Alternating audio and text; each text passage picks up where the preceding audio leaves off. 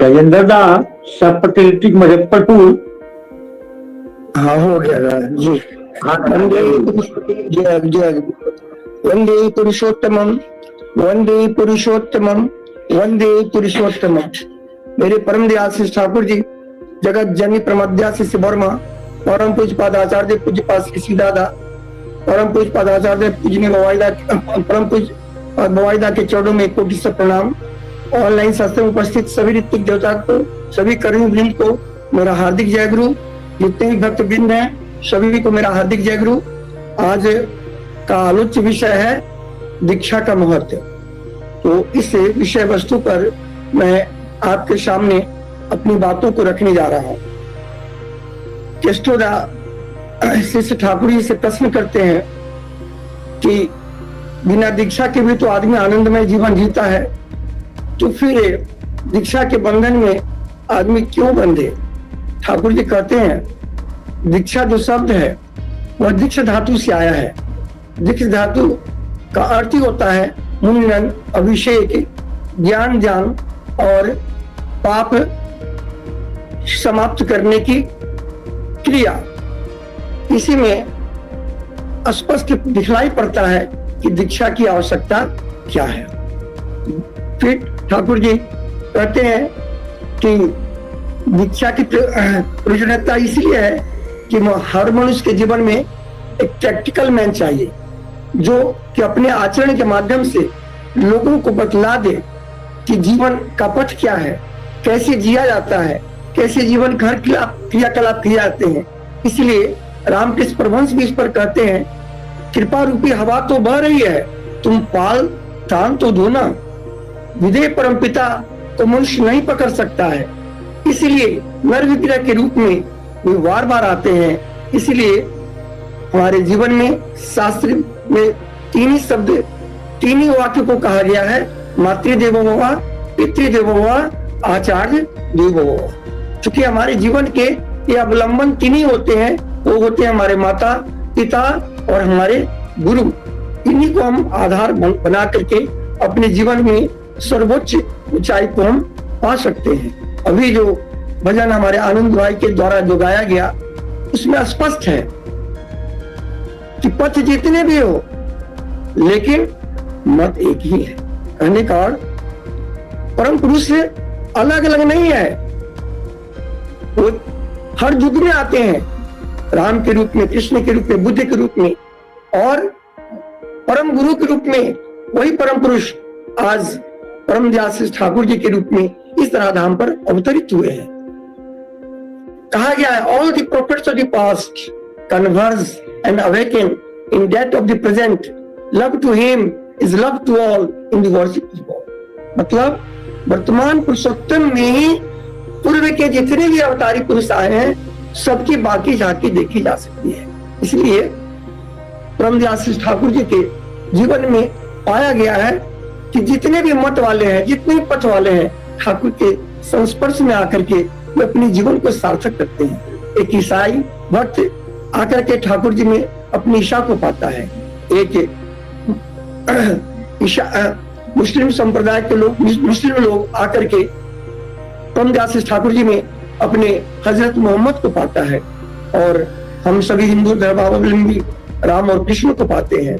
तो यह बिल्कुल सत्य है कि जहां से भी जिस तरह के लोग ठाकुर जी के शरण में आए, सबकी इच्छा को ठाकुर पूरा की, सबके वैशिष्ट के अनुसार वे उनको आगे बढ़ाने के लिए प्रयत्न किए और हर आदमी की योग्यता को बढ़ाए। एक बहुत बड़े वैज्ञानिक प्राणकृष्ण परिजा, जो कि उड़ीसा के रहने वाले थे, ठाकुर जी के पास आए, ठाकुर जी गुरु ग्रहण की प्रयोजनीयता क्या है, क्यों हम जीवन में आदर्श ग्रहण करें। ठाकुर जी कहते हैं कि आप सब्जी खरीदने जाते हैं बाजार में, तो आप देख सुन करके जो सबसे बढ़िया सब्जी है उसको खरीदते हैं। फिर क्या करते हैं, जहां सब्जी पसंद होती है उस सब्जी को क्या करते हैं, तो बोले कि तराजू पर उसको रखा जाता है और तराजू के दूसरे पलड़े पर बटखरा को रखा जाता है, और फिर तराजू के ऊपर में जो रहता है और दोनों का मिल जाता है, तब समझते हैं कि तौल सही है।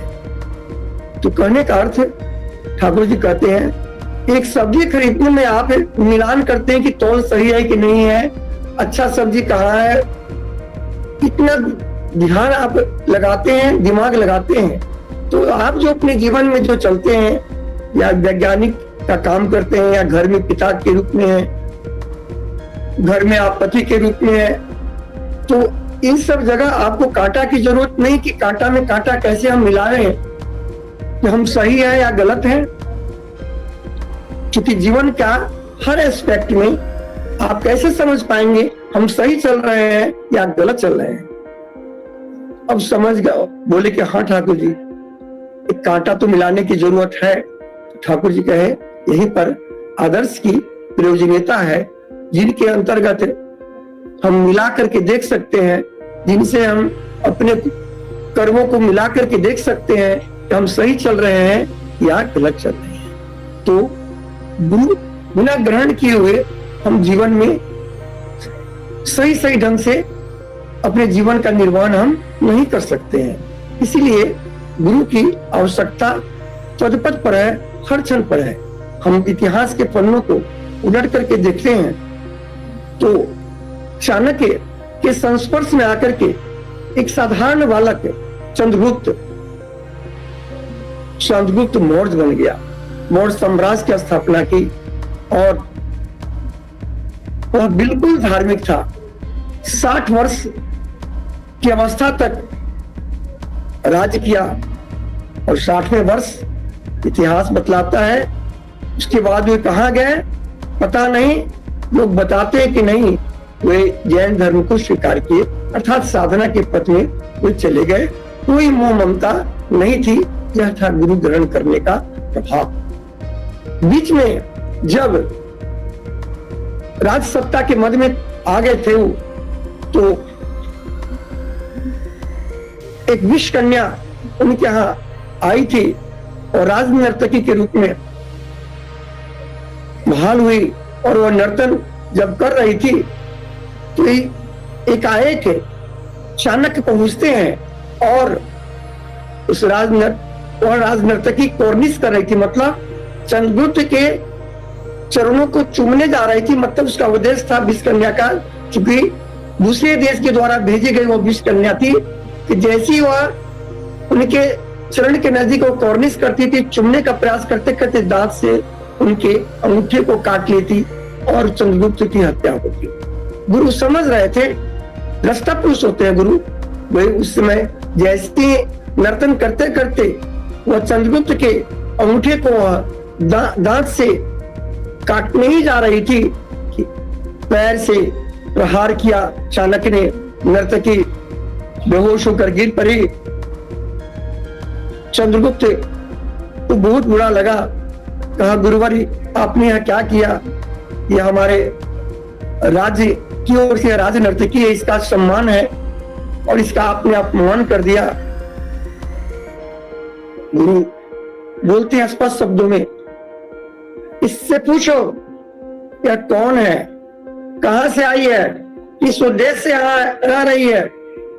इस जानकारी तुमको नहीं है, केवल तुमने इसकी कला को देखा, सुंदरता को देखा, लेकिन इसके बारे में पूरी जानकारी तुम्हारे पास नहीं है। जब चंद्रगुप्त पूछता है तो डर से बताई, अमुक राजा ने मुझे भेजा है, मैं विष कन्या हूं और मैं आपके अंगूठे पर जैसी दंत से काटती आप मर जाते, और स्वीकार की अपनी गलती को। तब चंद्रगुप्त चाणक्य के चरणों पर गिर पड़ा कि गुरु आपकी कृपा से हमारी रक्षा हो। यहीं पर गुरु ग्रहण करने की आवश्यकता दिखलाई पड़ती है, जो हमें हर आपद विपद से वह रक्षा करते हैं। परमदयाल ठाकुर जी इस युग में आकर के 3 नियम दिए हैं, यजन याजन इष्टवृत्ति, कौरले काटे महावृत्ति। यजन याजन इष्टवृत्ति करने से बड़ा से बड़ा ग्रह टल जाता है, हमारी रक्षा हो जाती है, इसकी पूरी गारंटी है। अगर आदमी यजन याजन इष्टवृत्ति, स्वस्थैनी और सदाचार क्योंकि इन नियमों का सही ढंग से अनुशीलन करता है, वो पालन करता है। पूजनीय बवाईदा जो 100 दिनों तक दीक्षा का कार्यक्रम पूरे भारतवर्ष में विभिन्न राज्यों में घूम घूम कर 481 स्थानों पर दीक्षा दी थी। 4,40,000 दीक्षा उन्होंने दी थी। वह भी जहां पर जो समय दिया हुआ था उससे थोड़ा भी आगे और पीछे नहीं, नियत समय पर वहां पहुंचते थे और दीक्षा देते थे। तो समय पर और दूरी पर पूरा अधिकार उनका था। तो ऐसे कालजयी पुरुष दीक्षा के को दे करके सारी दुनिया को बतला दिए कि दीक्षा का महत्व क्या है। दीक्षा देने से ही मनुष्य का जीवन बच सकता है। तो परम व्यास श्री ठाकुर जी इस धराधाम पर जो आए हैं मनुष्य को बचाने के लिए, तो एक घटना मैं बता रहा हूं। पूजनीय बवाईदा के नजदीक संजोग से हम गए हुए थे। उस परिक्रमा के क्रम में एक जो 4 लाख की दीक्षा दी थी, उस क्रम में वो राहुल किला भी गए थे। तो एक MP साहब जो वहां के थे, उनको भी निमंत्रण था दीक्षा लेने का, दर्शन करने का, लेकिन किसी कारणवश पूजनीय बवाईदा का दर्शन वो राहुल किला में नहीं कर पाए थे। और वो देवघर आए थे। संजोग से मैं भी वहां खड़ा था जब पूजनीय बवाईदा उनको जाजन कर रहे थे। जाजन क्रम में पूजनीय बवाईदा ने कहा कि आप गुजरात में 2011 में जो भूकंप हुआ था, उस जगह का नाम है भुज। आप सुनकर आश्चर्य करेंगे, जिस बिल्डिंग में ठाकुर जी का फोटो था, एक भी बिल्डिंग धराशायी नहीं हुआ, जबकि हजारों हजार बिल्डिंग भुज शहर के धराशायी हो गए। मुट्ठी भर जो लोग बचे थे वो सत्संगी ही थे, जिनके मकान बचे थे वे सत्संगी ही थे। और रेस्क्यू दल जो भारत सरकार की ओर से आया था, उसमें मलबा हटाने का काम उन लोगों के साथ सत्संगी कर रहे थे। तो दीक्षा की क्या प्रयोजनीयता है, पूजनीय बवाईदा समझा रहे थे MP साहब को। तो कहने का अर्थ है, परमपिता जो धराधाम पर आते हैं तो बतला देते हैं कि जीवन हमारा कैसे बचेगा, हमारे जीवन की रक्षा कैसे होगी। इसलिए दीक्षा की क्या प्रयोजनीयता है। युग युग में यह दीक्षा का जो कार्यक्रम है नारद जी से ही आ रहा है। नारद जी जो भगवान के पुत्र हैं, उन्होंने भी सनत कुमार से जिज्ञासा की थी कि मुझे दीक्षा चाहिए, बिना दीक्षा के मेरा जीवन पूर्ण नहीं होगा। तो यह हम देखते हैं आदिकाल से गुरु शिष्य की परंपरा, हम इस परंपरा में पाते हैं कि नारद जी जब भ्रमण करते थे, लोगों को तरह तरह का जो कष्ट होता था उसको घूम घूम करके निवारण करते थे और भगवान के नाम का प्रचार करते थे। नारद जी का यही काम था, भगवान विष्णु के यशोगान को गाया करते थे। जब रास्ते से गुजर रहे थे तो रत्नाकर डाकू ने उनको रोका। उन्होंने कहा, ठीक है, मैं नहीं भागूंगा, तुम मुझे पेड़ में बांध दो और अपने माता पिता से, पत्नी से जाकर पूछो, तुम जो लूटते हो, लोगों को जो मारते हो, तुम्हारे इस पाप का भागीदार कौन होगा। रत्नाकर ने कहा, ठीक है।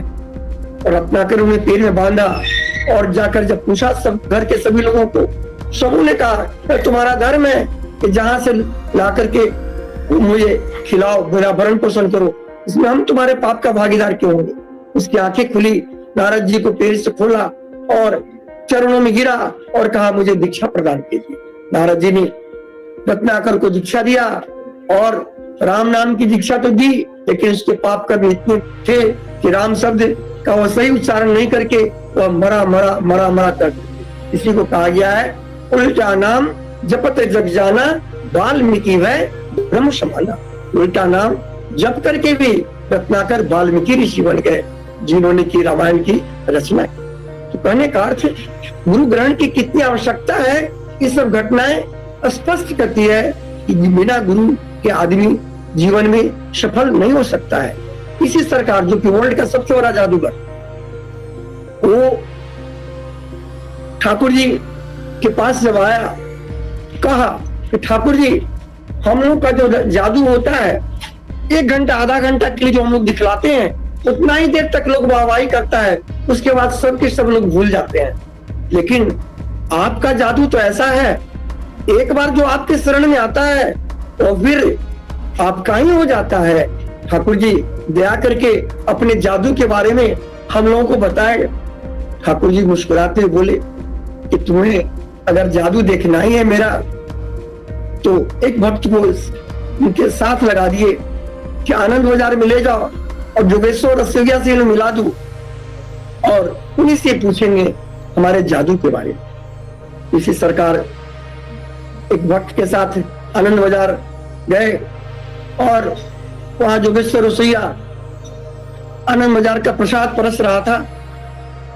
उसके बाद जब उनसे मिलना चाहे तो अपना काम समाप्त करके जोगेश्वर रसोइया इसी सरकार से मिलते हैं। इसी सरकार प्रश्न करते हैं कि मुझे ठाकुर जी के जादू के बारे में आप दया करके बताइए कि ठाकुर जी का जादू क्या है। तो जोगेश्वर रसोइया कहता है, यह 2 हाथ जो है आज हजारों हजार रोज को रोज खिला रहा है, जो कि अपनी आंखों से आपने देखा है। आप अगर मेरा अतीत जानना हो, पिछले दिनों का इतिहास अगर आप जानना चाहें तो मेरे गांव जा सकते हैं और आपको पता लग जाएगा। हजारों हजार आदमी को मैंने लूटा है, मारा है, पीटा है, सैकड़ों की हत्याएं की है। जो हाथ हजारों लोगों को लूटा करता था, एक दिन मारा पीटा करता था, आज वही 2 हाथ परम दयाल श्री ठाकुर जी की कृपा से हजारों हजार मनुष्य को प्रसाद खिला करके, आनंद बाजार का भोग खिला करके तृप्त कर रहा है। यही है ठाकुर जी का जादू। हमारे ऐसा पापी आदमी जब ठाकुर जी के पास हम आए और ठाकुर जी से अपना सारा वृत्तांत मैंने रखा, अपनी सारी जिंदगी की कहानी रखी, तो ठाकुर जी थोड़ा भी हमसे घृणा नहीं किए और कहे कि नहीं, अगर तुम नहीं जाना चाहते हो घर, पुरानी दुनिया में नहीं लौटना चाहते हो, तो यहीं रहो। और उस समय से मैं ठाकुर जी के पास ही रहने लगा। यही है हमारे ठाकुर जी। यह कैसे एक मनुष्य में परिवर्तन कराते हैं, एक मनुष्य के जीवन को कैसे उद्धार कराते हैं, यही है हमारे ठाकुर जी का जादू। इसी तरह कितनी घटनाएं हैं जो बतलाती है कि बिना दीक्षा का मनुष्य ऊंचाई जीवन में नहीं पा सकता है। जब चंडासोप 99 भाइयों को मार करके तो अगम कुआं भी पटना में गद्दी पर बैठा था, और जब उसने कलिंग पर चढ़ाई किया था, लाखों हत्याएं हुई थी, खून की नदियां बह चली थी कलिंग में। अभी भी वो रक्त रंजित है वहां की कलिंग भूमि। घूमने क्रम में हम लोग हमेशा घूमे, देखे हैं उस जगह को। वहां भगवान बुद्ध का स्तूप है, वहां के पहाड़ पर उपगुप्त नाम का एक जाजक, मतलब भगवान बुद्ध का शिष्य उपगुप्त, वह जीवन की गीत को गाते हुए जा रहा था। बड़ी गौर से अशोक ने सुना, लगा यह तो मेरी जीवन की घटनाएं इस गीत में है। उपगुप्त को बुला करके बैठाया और कहा कि कुछ और गाओ, और कुछ और भी करुण गाथा से वह परिपूर्ण गीत को और सुनाया। अशोक का हृदय जो कि पत्थर का था, वह करुणा में परिवर्तित हुआ। फिर गुप्त ने कहा कि अब जब आपका मन बदल रहा है तो आप भगवान बुद्ध से जुड़ जाइए। अशोक ने कहा, मन में सोचा यही घड़ी है कि मैं अब इस मार काट खून खराबा के रास्ते को छोड़कर मैं अहिंसा के पक्ष को अपनाऊं। और उसी समय भगवान बुद्ध की दीक्षा उपगुप्त के माध्यम से उन्होंने लिया। उपगुप्त ने कहा, यह त्रिशरण मंत्र जो हमारा है, आप बोले, बुद्धम शरणम गच्छामि, संघम शरणम गच्छामि, धर्मम शरणम गच्छामि। भगवान बुद्ध के त्रिशरण मंत्र को अपना करके और चंडाशोक प्रियदर्शी अशोक बन गया, जो कि पूरे एशिया कि हर देश में भगवान बुद्ध की भावधारा को वो फैलाया। तो कहने का अर्थ या दीक्षा ही है जो मनुष्य के जीवन को में आमूलचूल परिवर्तन लाती है और उसका जीवन सार्थक होता है। इसलिए परम दयाल ठाकुर जी जो इस धराधाम पर आए हैं और दीक्षा पर काफी जोर दे रहे हैं। कहते हैं ठाकुर जी कि प्रथम कार्य है अंधाधुंध दीक्षा देना। दीक्षा पाकर मनुष्य जिसमें निष्क्रिय नहीं हो पड़े, उसके लिए उसके पीछे लगा रहना पड़ेगा। उन लोगों के साथ उठना बैठना पड़ेगा, उनके सुख दुख में हाथ बटाना पड़ेगा। यजन जाजन स्मृति सदाचार इत्यादि नियमों में उन्हें पक्का बनाना पड़ेगा। फिर ठाकुर जी कहते हैं कि दीक्षितों की संख्या बढ़ाकर एक सत्संगी से दूसरे सत्संगी को सहायता भी करवानी होगी और उन्हें देवघर भी लाना पड़ेगा और उन लोगों के साथ बैठ करके आमोद प्रमोद भी करना होगा। जिस तरह धंधे वाले लोग जो बिजनेस करते हैं वो कितना मधुर व्यवहार करते हैं अपने ग्राहक के साथ। एक माँ अपने बच्चों को जो प्यार करती है तो कितनी तरह से, कितनी भाव भंगिमा से अपने बच्चों को दुलारती है, पुचकारती है, कितनी बोली, कितने ढंग से बोलती है। सोना, मणि, धन, मानिक, बाबुल, बाबा, बाबलू, कितनी तरह से बच्चों को संबोधित करती है। बच्चों को गोद में लेकर गीत भी गाती है, तरह तरह से बच्चों को सजाती भी है, खिलाती और पिलाती भी है। माँ बनने के पहले क्या वो सोची थी? स्नेह ममता की दुर्बलता उसके जरिए करवा डालती है और उसे संबद्ध भी हो जाता है क्योंकि स्वामी के प्रति उसकी टान रहती है। यदि ठाकुर जी कहते हैं हमारे कर्मी लोग भी इसी प्रकार प्रेष्ठ के प्रति वैसी टान रखें, इष्ट प्रीति के लिए, दीक्षितों के लिए उसी तरह से अगर सेवा दें। इसको ठाकुर जी वाणी में कहते हैं दर्द भरा इष्ट टान तब वो सिद्ध जप और ध्यान। ठाकुर जी से त्रिलोकदा प्रश्न करते हैं अवतार महापुरुष जब आते हैं उस समय समाज के प्रतिष्ठित या साधु व्यक्ति अनेकों उन्हें धर नहीं पाते हैं। ठाकुर जी कहते हैं जे यथा माम प्रपद्यन्ते ता सतय भजाम्यहम्। हे अर्जुन, भगवान कृष्ण कहते हैं अर्जुन जो मुझको जिस भाव से भजता है मैं भी उसको उसी भाव से भजता हूँ। अगर वो दीक्षा नहीं लेते हैं तो परमपिता को उसकी परवाह भी नहीं रहती है, क्योंकि उनके पास बड़ा सुपर ईगो होता है जिस कारण वो दर्शन तो करते हैं। जैसे ईश्वरचंद्र विद्यासागर ने दर्शन किया था रामकृष्ण परमहंस का। रामकृष्ण परमहंस भी 2 बार उनके यहाँ गए थे, लेकिन उनका जो बड़ा आई था, उनका जो अहंकार जो मोटा था वह सरेंडर करने में बाधा डाला। दर्शन तो हुआ था भगवान का, लेकिन वे सरेंडर नहीं कर पाए। इसलिए परमपिता जब आते हैं तो उनका जो मिशन है उस मिशन को सार्थक करने के लिए हमको करना क्या पड़ेगा? एकानुरक्ति। तुम बिन और न दूसरा, अब करो दया प्रत्यक्ष तुम दरियति विलंब। एकानुरक्ति, तीव्रता और क्रमागति में ही जीवन का सौंदर्य और सार्थकता है। अगर ऐसा तीनों चीज हमारे जीवन में नहीं आता है तो संभव ही नहीं है कि हम ठाकुर के मैसेज को चारों तरफ फैला सके, चारों तरफ कर सके। यहाँ विद्वान की कोई आवश्यकता नहीं जागरण करने में, ठाकुर के शिष्य बनने में। रामकृष्ण परमहंस के शिष्य तो छपरा जिला के कुली थे जिनका नाम था लाटू, बाद में लाटू महाराज हो गए। कलकत्ता यूनिवर्सिटी के जब धर्म सभा का था आमंत्रण गया था रामकृष्ण परमहंस के आश्रम में, तो उन्होंने लाटू महाराज को ही भेजा था और वहां के जितने प्रोफेसर थे, जितने विद्वान थे, लाटू महाराज की बुरी प्रशंसा की। वह कुली जो लाटू थे कितना भी पढ़ाने की कोशिश की रामकृष्ण परमहंस कि कौखा सीखिए, कहा कि नहीं आपका गारू गमछाएं धोना मुझे आता है। इसलिए विद्वान कौन बन सकता है? जो गुरु की सेवा करेगा। Carrying out the commands of Guru without restriction और shadow of doubt is the only way of spiritual success. गुरु की बात को आंख बंद करके पालन करता है, जीवन में वही सफल होता है। इसलिए बड़े बड़े महापुरुष जब आते हैं नहीं पहचान पाते हैं। जो जति तपसी सन्यासी सब भुला गेलन नखरे में, बड़ा हीरा भुला गेलन नखरे में। इसलिए राम आते हैं तो बंदर भालू, कृष्ण आते हैं तो गोप गोपियां, ये लोग उनके शरण में आते हैं। भगवान ईसा मसीह को 12 शिष्य में 11 तो मछुआरे मिले थे जो लिख लोड़ा पर पत्थर थे, लेकिन उन लोगों के द्वारा अगन नगन के द्वारा ही उनकी प्रतिष्ठा हुई। क्योंकि अगन नगन भी जब संगठित हो जाते हैं, संगठित होकर के काम करते हैं, जैसे उनके अगन नगन मतलब जीरो के पहले अगर हम 1 रखते हैं तो 10 हो जाता है, 1 के बाद 2 शून्य रखते हैं 100 हो जाता है। तो अगन नगन में भी अगर उस 1 को पकड़ करके चलता है, 1 को आगे रख करके चलता है, उसका महत्व बढ़ जाता है। इसलिए अब ज्यादा समय नहीं लेकर के मैं कुछ इंपॉर्टेंट बात आपके सामने रखना चाह रहा हूं, जो कि जाजन में हमको सहायता करना चाहिए।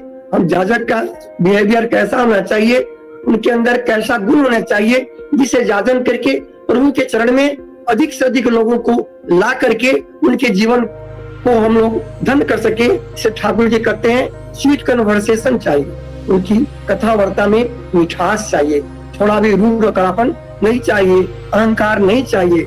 दूसरा है चार्मिंग बिहेवियर, मनोमुग्धकारी उनका स्वभाव होना चाहिए। फिर ठाकुर जी कहते हैं compassionate, auto initiative, serviceable attitude and habit, मतलब सहानुभूति संपन्न, स्वतः स्वच्छ सेवा पटु व्यवहार होना चाहिए। किस आदमी को क्या कष्ट है, क्या जरूरत है, उससे पूछ करके नहीं, बल्कि स्वतः भाव से उसको हम सेवा दें। फिर चौथा है अनटोटलिंग कन्विक्शन, इसके प्रति अटूट टान और दृढ़ विश्वास।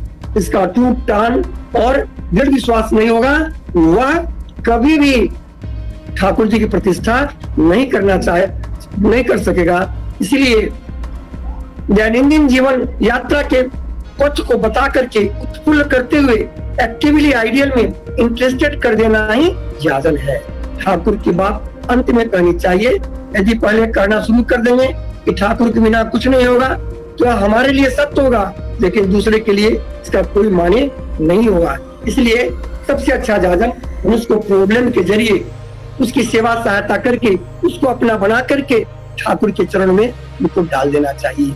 इसलिए बहुत ज्यादा दर्शन शास्त्र छाटने की जरूरत नहीं है, बल्कि अपने जीवन में अपने इष्ट को अच्युत ढंग से सुकेंद्रित होकर के, सुविन्यस्त होकर के और स्वयं अध्ययन करके हम जैसा बोध और विवेचना करेंगे और अनुभूति करेंगे, उसको नियमन और कुशलता के जरिए हम दूसरों में उसको संप्रेषित करेंगे।